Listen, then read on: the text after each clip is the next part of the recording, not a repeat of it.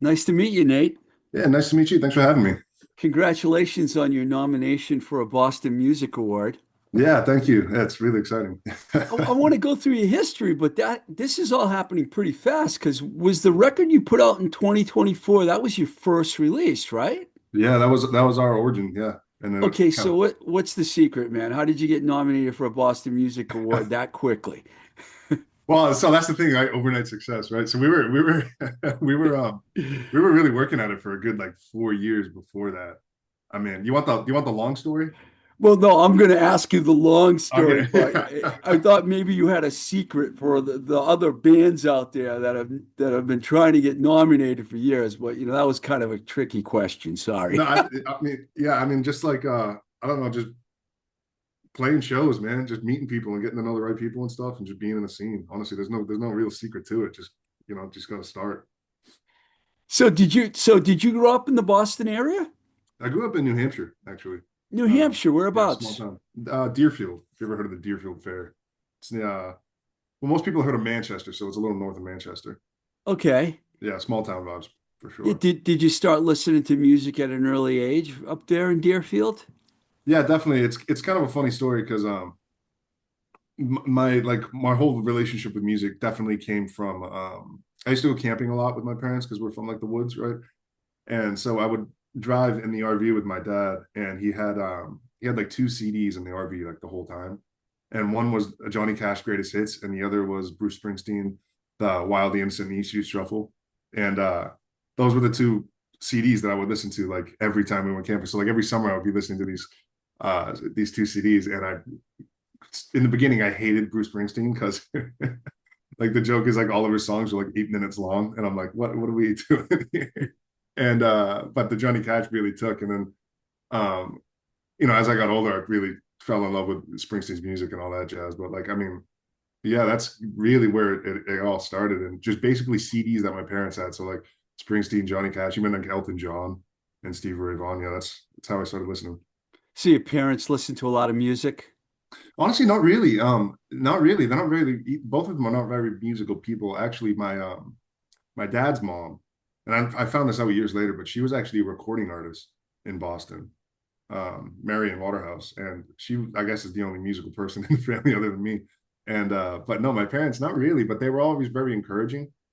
And actually, one time, funny story, my mom, we were camping again and shopping, and we went to a CD store back when there were CD stores everywhere. And so I was like real young, and I wanted to get an AC/DC CD. Yeah. I forget which one, but it's the one with like he's got the devil horns on and everything.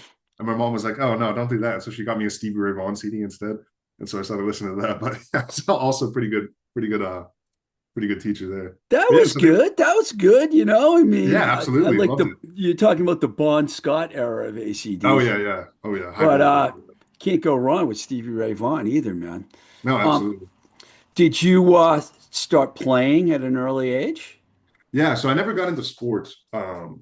We had like I went to a real small town school, so there weren't a lot of sports offered, and I never really had like a thing. So I remember my mom saying, and I'll credit her for this because this was a pretty cool move on her end.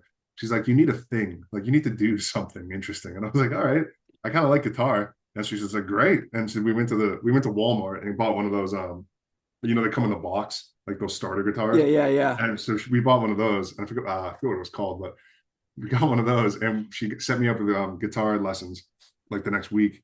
And we walked into the lesson with that like toy guitar, and the guy's like, "We lesson one is you got to get a real guitar." So in the store, she sopped it up with like a really really cheap Ibanez, and that was the guitar I started playing. And I was like, I was fifth grade, so I don't know how old I was in fifth grade, but yeah, the fifth grade is when I started playing guitar. Yeah. Now, you ended up getting into more of an alt country Mhm. kind of style. Did that start early on for you? Um, no, not really. I well, early on, I wanted to be like in a hard rock band, right? Like AC/DC or something like that. And I think like uh it was really hard. It was really hard to find anybody else who played instruments really at all or who wanted to play them seriously in the town I was from. So all the way even into high school, honestly. It just seems like less kids these days like play instruments like they might have in the back in the day. But But so that kind of like forced me to start playing songs that I could play by myself, Hmm. like so like acoustic songs and stuff like that. And I had a actually had a teacher in eighth grade who encouraged me to sing because it was basically just me, my cousin, and another kid in the class. We were just he played piano, my cousin played guitar. And we would just kind of hang out after class and play guitar in his classroom. And this teacher, Mr. Dudley, was like, "Nate, you should probably just try singing too." I was like, "Okay, whatever." So now I started singing, but now I'm like doing something where I'm playing songs that I can play one by myself, but I can also sing to. And so now I'm doing like singer songwriter stuff when I wanted to be like Eddie Van Halen, right? and so and now I mean that kind of just like pushes me into the folk type of songs, or like that kind of Springsteen stuff that is just acoustic guitar or Johnny Cash, right? So I think just kind of by virtue of not having a band for a really long time, I started playing that kind of music, and I really, honestly, really fell in love with it and the storytelling of it and the lyricism of that kind of genre. But yeah, that's kind of how I found it. So were there bands that followed right away? Did you like have an early band that you played, or were you just doing your solo kind of thing? It was me, my cousin, and that friend, and we played. The first show I ever played was like we did dances and stuff in eighth grade. And in eighth grade, that teacher who told me to sing, he hooked us up in Deerfield. They had this thing called the Coffee House, which sounds like I thought I was gonna go play a show at a coffee house, right? But Yeah. it was just what they called it, and it turned out to be in the town hall, and it was like 250 people, and there was like a real band that would play, but us kids went up and we opened and we played two songs, and so that was like that first show I did. But Wow. yeah, and but bands like true proper bands didn't come around until much later because I ended up joining the army in my junior year of high school, and that pretty much took like my free time away. That's an interesting decision. What made you decide to join the army? I always wonder because I don't remember. I didn't go in the service, but my three buddies that I grew up with all did. But Yeah, I try to remember why did they all go in the service and I didn't, and I couldn't really figure that out. What was your impetus for going in the service?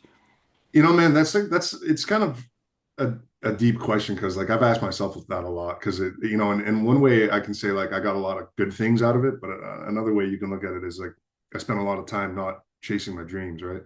But like I guess like I mean to be honest, like I grew up in a country town as like a country kid, right? And then that's so like the military is much more of an idealized thing to those types of communities and to people like me where I came from, you know. And so like I think I wanted to be the idea of a soldier. Like I wanted to be like I mean I joined the army and I joined the infantry. Like I went right into it. I went all in. Um and I wanted to be like that guy from Band of Brothers or something. You know what I mean? I wanted to be like the American hero type kid, right? And then you Interesting. get I don't want to say like I got sold a bill of false goods, but it's like you get in and now you're like, well shit, here I am, you know? So and did you, I mean, how long were you in the army for? And overall, did you like it? Was it a good experience for you? I was in the army overall when it's all said and done about 5 years. Wow, Yeah. that's a while. I did kind of a tricky thing because I wanted to get in. Well, also to answer your first question, I really wanted. I wasn't into sports, and that went into high school as well. So I never really clicked into like the social groups of school, right? And so like a thing that is a theme in a lot of my songs is like getting away, like running away, even if you want to say so. Like the army was like a way for me to get the hell out, you know.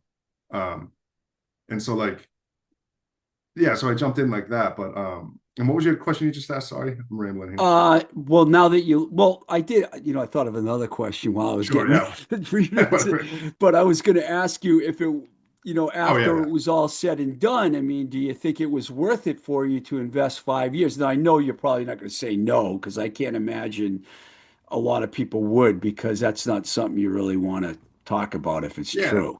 No, I mean, I got like when it was all said and done. When I so to when I was getting out, I wanted to get out. Like I wanted to get out bad. Like I was running away. I felt like I was breaking out of prison.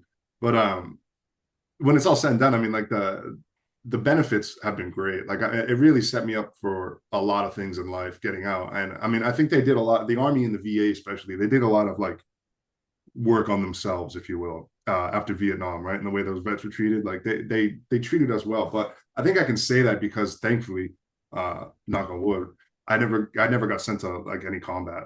I did a year in Korea, but like there was no. I mean, I joined to go to Afghanistan. Like that was the purpose. Like that's what I wanted to do. But by the time I got into a unit like the 101st Airborne, it was pretty much done. Like they weren't cycling Joes in anymore. Like only like Navy SEALs and Green Berets and guys were going over there, and I wasn't one of those. So luckily enough, I didn't see any combat, and I think if I had, I would have a different relationship with my service. But like I can say, like it was, I think it was overall a good thing. But did I like it? Not really. My father was also in the army, and he was in the Korean War, so Yeah. Okay. much older than Oh us. yeah. But yeah. So okay, here's where kind of the story starts. After you left the army in 2018, when did you realize that you wanted to start a band? I mean, how did that pop into your head? That was always there. That was always there because when I was in the army, I got stationed. First, I was in Korea, and then I got sent over to Fort Campbell, Kentucky, to be in the 101st Airborne. And Fort Campbell is an hour north of Nashville, like directly. Oh, Yeah, like yeah. one highway, and you drive it all the way down. You get off the exit, and you're in Nashville. So pretty much every weekend, we would drive down there. Me and my friends from my platoon, we drive down there and just we'd party on Broadway. And so like everybody else is partying and meeting girls and stuff, and like I was trying to do that too. But but the thing that was most interesting to me, the reason I wanted to go so bad was because you had these like pro Broadway country bands, right? Like these cover bands, but they're pros. And it was incredible to see like real work in bands like that. And that started fostering like, like I could see guys doing it. And I was like, I want to do that. That's like my dream. I want to do that. Right. But when I got out of the army, I came back, I started going to school in Boston. And I always saw like if I got into a band, it would always be, I always saw it as like an unnecessary distraction and a thing that I'm supposed to do. And I think that's something that's similar, like the reason I went into the army, because there's like things I'm supposed to do. You know what I mean? Like check boxes and stuff. So I always thought that like I shouldn't do a band because it's a waste of time, right? And um, then I graduated college, got out, and now I have a degree. I'm a veteran with a degree, and I don't really have a job. I don't know what to do. And then the pandemic hits, and I'm just sitting by I'm just now everybody's alone, and I got a lot of time to think, right? There's nothing. The only thing I'm supposed to do now is just like hang out and not hang out with people. So I'm sitting there and I'm like, man, so I did all this and I'm not satisfied with any of it. And like, what's the thing that I really want to do? And what I really want to do is be in a band. And so once once all that, like the initial lockdowns kind of ended. No, actually, first off, I did join a band beforehand, like a indie cover band right before the pandemic hit, like 2019, spring of 2019, around in that area. And I actually ended up getting fired from them because they said I was too much of a blues singer. Whatever. And Hey, let me go back for a second here. yeah, I'm jumping Jumped around. ahead on me, and I have to ask you a question. When you and your fellow Army guys would go into Nashville, did you wear your uniforms? I always wondered, do you always have to go out and wear your uniforms? No, they actually, I don't know how it is now, but in 2013, 14, 15, 6, whatever, 17, no, you actually weren't allowed to. Oh, You actually weren't allowed to. I think they can do it now, but I remember being told like, don't even get on airplanes with your uniform. Um, they thought it was it would draw unnecessary attention, potentially like danger. Um, but you don't always see some like, we call them like Joes, like when it's a brand new guy, you would always see some like Joe just going to Nashville just in his uniform thinking he's going to get like free drinks or something. But like everybody can tell, like if you're in a city that's near like a fort or a base of any kind of like military installation, all the locals know when there's like five 19-year-olds with crew cut hair walking around. Like everybody knows, you know what I mean? Like, and walking around thinking like they're GI Joe or something. Like, yeah, everybody can clock, but no, you're not supposed to wear a uniform at all. so you watched a lot of music down there. Oh yeah, that was my number one thing. Yeah, Now, did you have a guitar when you were in the service? I did. I had an acoustic that I brought with me. I brought it to Korea. I brought it home, and it's right behind me. It's actually the one of the principal songwriting guitars that I have. Yeah, so I kept that with me the whole time. That's awesome. Now, in your bio, it talks about how you met a guy named Mike Chandler Yeah, yeah. and you two clicked musically. Now, before I talk about that, actually, I don't want to leave this part out. You said you went to school in Boston. Where did you go Yeah, to school? Suffolk University, right downtown. Oh, that's a good school. Yeah, it was great, and it was really cool, really veteran friendly. That was one of the things that piqued it for me. And I wanted to go to a school in a city, like especially I was going to go to New York City, but I think New York would have I would have not liked New York. But What was your major at Suffolk? Because that's like mostly known as like a law school, isn't it? it is, yeah, that's its flagship. But I went in as like advertising and public relations. Nice. Yeah, so I wanted to go into I wanted to be like a business guy, you know what I mean? Did you live in the city? I did, yeah, for a good 9 months. I lived in Back Bay. So I was getting when I said like the army treated me well with benefits, the like if there's any veterans listening to this, I absolutely encourage take advantage of your post 9/11 GI Bill for education benefits, if only for the source of while you're going to school, they give you a housing stipend. That's like substantial. Like so you're supposed Wow. so it's designed so you're supposed to be able to essentially be paid by the VA to go to school, so you don't have to have a job. So it's enough money to do that. And so everybody gets a job anyway, but you get these paychecks in the mail. So I was able to very financially irresponsibly afford a 1 bedroom apartment by myself in Back Bay with no roommates. Do So you think a basic, lot, do you think a lot of people do it, a lot of other guys do what you did? They go in the service and then they go to college? Because it doesn't seem like a lot of nah, service guys do that. I don't think so. I mean, I think a lot of people with a good plan do, but there's a lot of people who get in like I was, and just kind of like get out and then just start floating without really knowing what the benefits are. And there's a bit of an insidious side to it. Like when you're getting out, they want you to stay in. They want everybody to stay in and re-enlist, right? So they don't really give you that big. They kind of try to scare tactic you a little bit, and they don't tell you just how good it could be. Like you could go to school. Like I'm saying, like if there's anybody in the army right now listening, like you can get out and just go to school, and who cares what your major is? You don't even have to like it, but it's a really good way to just start and start getting paychecks in the mail. But honestly, I don't know a lot of guys. Like a lot of guys I was with, they didn't take advantage of the college after. Yeah, I know a lot of people that went to the in the service that didn't go to college. That's why I'm wondering. You seem like you're a minority, you know? Yeah, yeah, it was a lot. I mean, a lot of guys just don't like want to, like the army is like the ultimate blue collar job, and so a lot of those guys get out and they, probably make more money than I am doing welding and stuff. So when you had the cool apartment in the Back Bay, did you go Mhm. out to a lot of clubs and go to a lot of shows?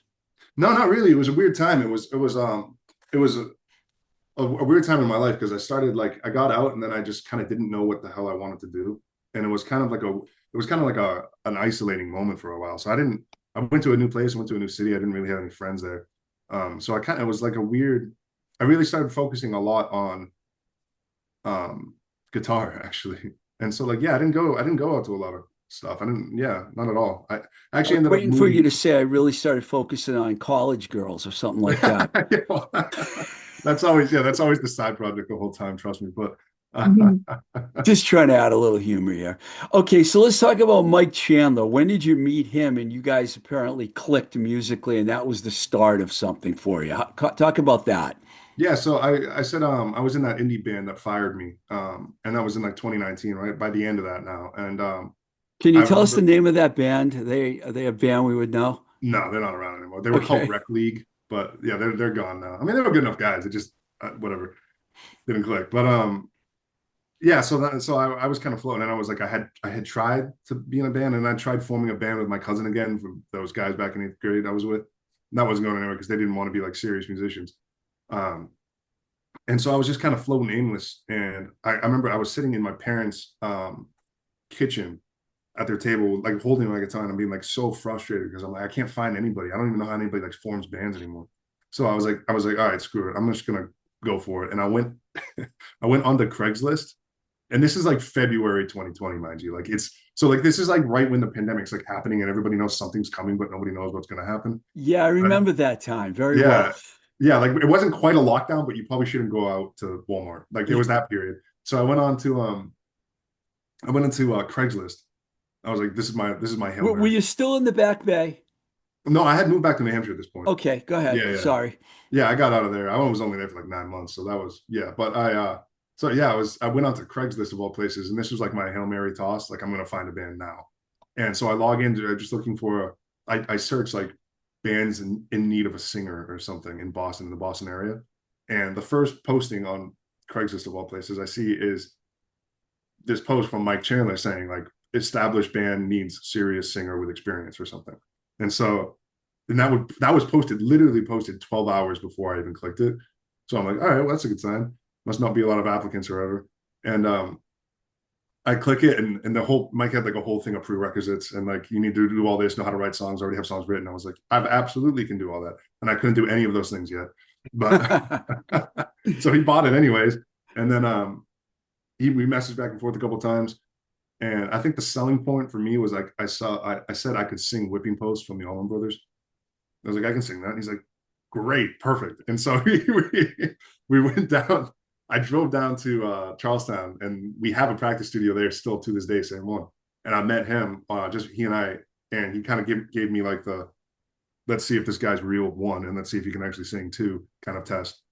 And I went in with just he and I, and we played guitar and I sang songs, and it was only like an hour, but yeah, right from there. And then he was pretty much like, yeah, you pretty much already have the gig, dude. And I was like, great, awesome. And then we started running from there. And we haven't So stopped. so he really had a whole band together?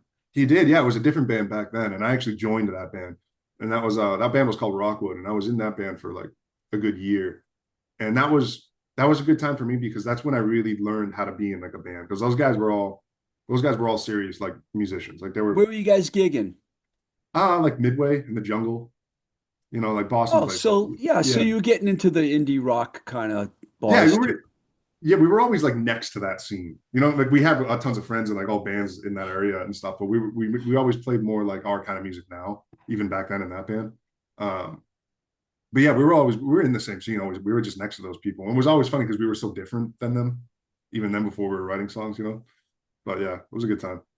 So, did you end up on bills with bands that were you doing the alt country thing then, or were you doing like more mainstream or more rock or This is the thing, like, well, it was like rock, but it was like if you had to define it, we had like a classic rock sound. And did that work in the at the Midway in the jungle? I knew no, you were going to say no. no. Yeah, we cleared out We the Midway could. one time, which is hilarious. I think it's a good milestone. You know what I Yeah, you mean? can tell the story now that you're a Yeah, exactly. nominated for a Boston Music Award. We emptied the rooms back then, but it's Yeah, you got to play. Yeah, I remember by the time our set ended, it was just the other bands and the bartender, and we were like, you're "Thanks, not guys." alone, man. I believe Yeah, you're not. I've been around a lot of bands in my life, and I've been in that situation. It's yeah, not fun, but if you enjoy what you're doing, yeah. Hell yeah. so when did you guys figure out this is not really our scene? We have to find our scene. Well, it kind of happened against our will a little bit. We had our drummer moved out to California, and then we replaced him with our current drummer now, Sam. And then shortly after that, the other guitar player left, and then shortly after that, our bass player quit, and it was just me, Mike, and our current drummer now, Sam. And we kind of had like a come to Jesus moment, and we went to the TGI Fridays in Charlestown. That's like right outside the right outside the practice space area. And we literally sat at the table and we were like, all right, I think we need to do like a full change rebrand. And Sam was kind of like, all right. And I was like, yeah, because I had started writing songs, like really writing songs at this point. And Sam kind of made the point, well, it's like I think we should redo this and really make like, like make Nate the focus of it. Like, let's sell that. And Mike was like, all right, cool. And I was like, all right, great. And so we came up with the name Nate Perry and Ragged Company. And then we got our current bass player and ended up getting a keyboard player as well. And then we just really started up going and running. And then by making the band kind of around my song or around my songs and me being the principal songwriter, that helps us identify our sound a lot more than we were in that Rockwood band because like people would say to us, like, oh, do you guys do originals? And we had played mostly original songs in this rock because we just sounded like we were playing other people's songs, right? And with this new one, it's like because all the songs come from like an authentic place, like I actually like my lived experiences and things like that, and we can define the sound a lot more. It becomes Americana all country because that's the kind of song I'm writing, right? And then other people in the scene hear that, and then we start getting invites to play shows with those people and in that kind of scene, and we leave the Midway jungle outside and we jump into our new realm of the Tell American. tell me about that. Who are some of those bands and people that you hooked up with? So we had there's an Americana Fest that's run by Kier Burns, and Yeah, Kier's a yeah, great guy. I know he's Kier. fantastic. Yeah. Yeah, That's kind of he was the guy who funny enough, like the first one, which was last year, it was in a I forget the name of it, but it was in a bar. And we played like a three song set there with like 15 other bands or whatever. But it was him and like his organization, like him organizing all these guys, all these bands together and singer songwriters and stuff. He kind of like I guess fostered that community, and that's kind of what we're running in now. And we He played goes that. way back because he had a band called 3 Day Threshold and I used to, when I first moved to Boston, they were really popular Cool, here, yeah, yeah, and he's stuck with it over the years. He's yeah. a I know. good guy to hook up with. Yeah, it's great, and every city needs a guy like that because like his current band, the Kettle Burners, too. They rip too. They're great. Yeah, We played shows with them. They're I fun. got to get Kier on the show one of these days. I'm going to Yeah, talk he's to him cool as about hell. that. So I'm going to fast forward a little bit here. So in 2024, you put out your debut EP. Can you talk about the songwriting process? Do you write all the songs, or do you work with the band members when you write your songs? So I write this. I write the song, right? Like the song is. I write a song on an acoustic guitar, so it's effectively a finished song. And then I bring that thing into the practice studio and I play it for the guys. And from there, that's where we get the Ragged Company sound, right? So like you have the Nate Perry part, and then you get the Ragged Company sound with it. And so like I don't write like the bass line, you know what I mean? Like, and then there's like Connor's really good at this. Like he and I like sometimes in real time in the practice studio will like say like the bridge this needs a bridge that goes like this, and we'll write the bridge differently. So like musically, the song has its like its bones, its foundation. But when I bring it to the band, it runs through that filter of all those guys and all their different influences, and it really comes into the live version that we end up recording. The practice space is where all the magic happens. Exactly. Yeah. And then you had enough songs, you did the EP, The Other Side of Everything. That's the name of it, right? Yep. Yep. Yeah. And we talk about the recording process. So so yeah, Mike is a guitar player, and one of his best skills is finding good people to work with. Like he's That's a very good good at that. skill. Yeah, he's very good at like that. And so he found Brian Charles. Mm. Yeah, yeah, everybody knows him. He's also nominated. Um, but he found him. I think just like I don't know how, but he sent him an email. I was like, yeah, this guy looks pretty good. And then we tracked our first song Maria starting with him, and we just really were like, all right, this is great, and we have a great working relationship with him, and we recorded both our EPs with him. But but yeah, the recording process basically would just be like we had basically had the songs done, like we were gigging those songs, playing them live, and it was a matter of going in and recording it. And then Brian is incredible at hearing the song right away, and then like, oh no, it should do this, right? Like the drum should do this, and so so the recording process, there was a lot of that going on, only for the better. But it was honestly a speedy process. Like everybody kind of locked in and just recorded their parts. It was great. It's great. You found the right guy. Brian's Yeah, really good. He's he's incredible. one of the main engineers around Boston that you can Yeah, count on consistency for good yeah. consistent. Um, so are you going for this certain sound, or is this just the sound you have? And like at times I listen to it and it sounds more like I listen to your EP, the last EP over and over again, and sometimes it sounds more like a real country record, and Mhm. sometimes you do have the alt country. What do you want it to be? I want it to be exactly that, man. Like it's really funny because I can't like Americana is not like a real genre, right? Like punk's a genre, rock's a genre, but like what is America, right? So I mean it's kind of a delicate game because it's like I want it to be what it is. Like we're not putting on anything.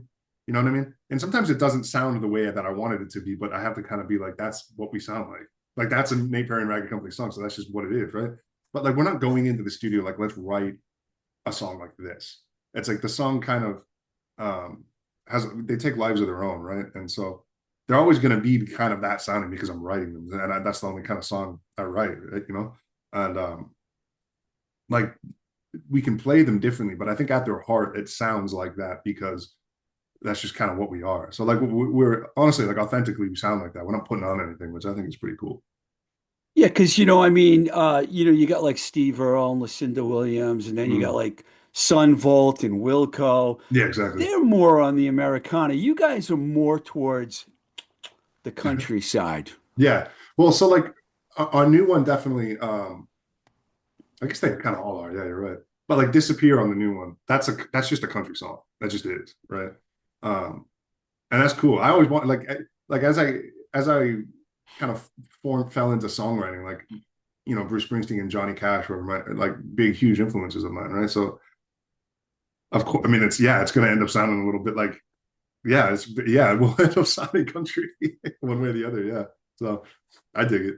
Have you guys thought about, maybe Boston might not be, although you are, you've got nominated for an award. So, I mean, Mhm. obviously someone's noticing what you're doing, but do you ever think like maybe we should be in Austin or Nashville or someplace like that?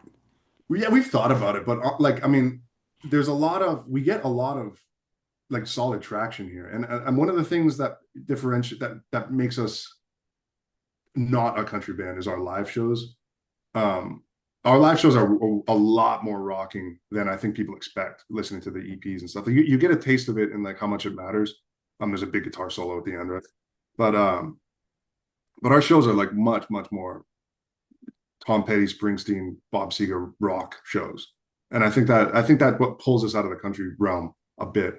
Um, but there's a surprisingly good following for that kind of sound here. There's like, I mean, country's really big nowadays. And especially in the not necessarily like in Boston, but in the surrounding area, there's a pretty good haul. Yeah, I live out in Worcester County and I'm Yeah. about 2 miles from Indian Ranch. I'm Yeah. sure you heard of that place, right? No. Oh, Indian Ranch is a big venue where a lot of country Sick. All artists right. play. They named their street Charlie Daniels Boulevard. So, because Oh, hilarious. Charlie Daniels used to play there all the time at Indian Ranch. You ought to look into it. I Yeah, think well, that's great. All um, right, thanks. next summer you're probably going to be playing there. I can see Perfect. your future. Speaking of playing, what venues do you guys play in? Have you gone on the out of town at all? Out of town, we've been to the Cape a couple. We just played the Cut was our last show, the Cut in Gloucester. Oh, how do you like that place? Love it. It was great. It was great. Yeah. Really fun spot. We played one show there, and then we took a writing break, which we're on right now. But we've kind of like planted our feet in the festival scene a little bit. So we played Boston Calling in May, and Oh, we you played Boston Calling. Yeah, I meant to ask you yeah. about that. How was that for you? That was incredible. That was a blast. That was our big like okay, now we're doing something cool How show. did it happen? How did you get on Boston Calling? So it so we work with Michael Murata, and he's like our guy. He's He's great. my guy too. I love that Yeah, guy, man. he's incredible. And he we so long story, like we basically we hired him in the beginning, and um he kind of had like a are these guys legit or not couple weeks, and then he came in to see us live one time. He's like, these guys are cool. And then we had booked another festival in Haverhill, Mass last year called the River Ruckus with 92.5 The River. Yeah. And yeah, we played that, and that was our first big stage, like our true proper big stage. And he saw us play that, and he was like, "All right, these guys are great." So he kind of pointed us in the right direction, and introduced us to the right people and all the necessary backroom stuff to get just to get into the ears of the people who book for that. You know what I mean? Give me an example of one of the right people that you're talking about. Like a promoter like you mentioned 92.5. Did you Yeah. deal with Olivia over there at Yeah, 92? actually, we played it because she's in the far out. Yeah, oh yeah, they've been on the Yeah, show. They're also nominated for a Boston Music Award. yeah, they're cool. We played a couple shows with them back we played like the Jungle actually with them back before either of us were You doing. played with the Far Out. Now that's an Yeah, interesting bill. You can do a yeah, no, little. that's yeah. And then there was like a metal band on at the end. It was great, but so like the River Ruckus, we played a couple shows with the community town like people, like the organizers of that, and then so they pitched us for this one, and we got booked for the Ruckus, and then honestly, I don't know the names of the people that Michael. I think he keeps his cards close to his chest with that, with like the real big names. You know what I mean?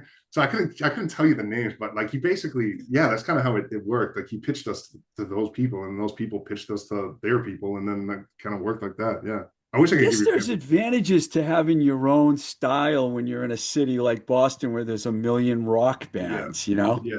I think that's like you asked, like thinking about leaving, going to a city or something, but I think like that's kind of one of our weapons because we got booked for Boston Calling, but we got booked on the Dave Matthews Day. you know? So like, Makes sense. yeah, right. So you see where that overlap is. And yeah, we were playing with those kind of bands, and yeah, like as opposed to being like a straight ahead rock band. I think it's interesting. Like it's interesting. People are interested to hear our sound because it's not what anyone would expect usually. And I think we've gotten a lot of fans because of that, and it's cool. So Yeah, yeah, I mean, I'm interested, otherwise you wouldn't be here because I listen to yeah, it. The one thing I notice about your music from Maria and all the stuff, all the tunes I listen to is the songwriting is excellent. You're an cool. excellent songwriter, and I think that's the main thing here. So, are you happy with the direction that your songwriting's going in, and do you feel like you have a lot of songs in you? Yeah, you know, and I think a lot of it is there's definitely like themes because every song I write is like an authentic true story, like it's my experiences, you know. And like the speaking of Americana, there was a great interview I saw with Jason Isbell a while ago, and he said like he talked about his songwriting, and he was like, you can't tell other people's stories until you can figure out how to tell your own. And Like that. so yeah, that really stuck with me. And it's like I'm not gonna write a song about being like a badass cowboy or some nonsense because I'm not, right? So like, but I got stories to tell, so like just tell them, you know. And there was a bit of a there's like a learning curve to it because it's like you have to get really vulnerable, and that's like it's not like a usual thing, especially for somebody from my background, like military and then living in like the woods, basically. Like you're not like comfortable with like being vulnerable, you know what I mean? Like so, like, yeah, am I happy with the way the songwriting's going? Yeah, definitely, because it's working, and then people are they hear it and they believe it. You know what I mean? And I think that was the hardest thing to do, is to tell us to tell my story and make it like relatable one, but also believable too. You know. Yeah, you're very easy to talk to, man, about what you're doing. I appreciate that. Let me one Appreciate it. last thing. Where you want to go with this? Where do you see it going? You know, man, like it's a funny thing because like I started I joined that Rockwood band before, and I wanted to be. I was like, I'm going all for it. Like I'm going all the way. Like I'm gonna take a real shot at this.